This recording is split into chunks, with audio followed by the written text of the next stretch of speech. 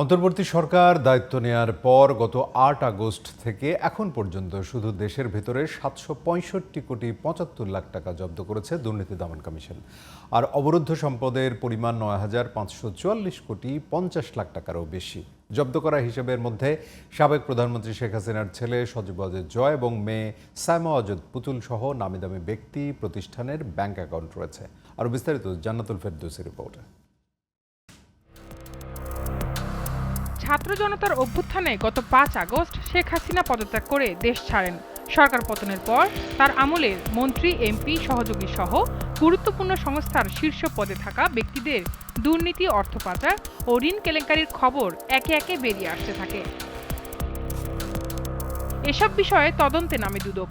আর্থিক অনিয়মে জড়িত ব্যক্তিদের ব্যাংক হিসাব তলব ও জব্দ করে সংস্থাটি।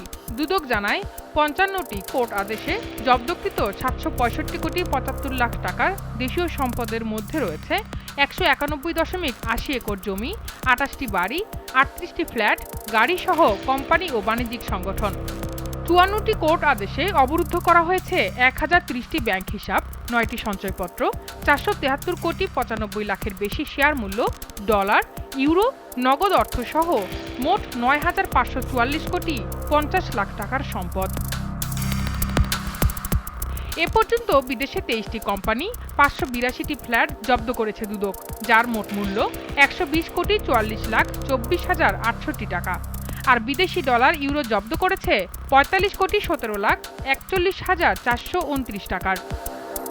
দুদক বলছে, আদালতের সিদ্ধান্ত অনুযায়ী দেশের জব্দকৃত সম্পদগুলো রাখা হয়েছে, আর বিদেশি অর্থ ফেরত আনতে চেষ্টা করছে তারা।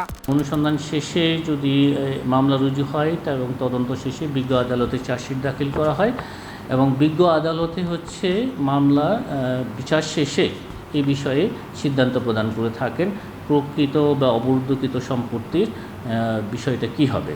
বিজ্ঞ আদালতে অভিযোগ প্রমাণিত হলে, মামলা প্রমাণিত হলে এটা রাষ্ট্রের অনুকূলে এই প্রকৃত এবং অবরুদ্ধকৃত এই সম্পদগুলো বাজেয়াপ্ত করা হয়।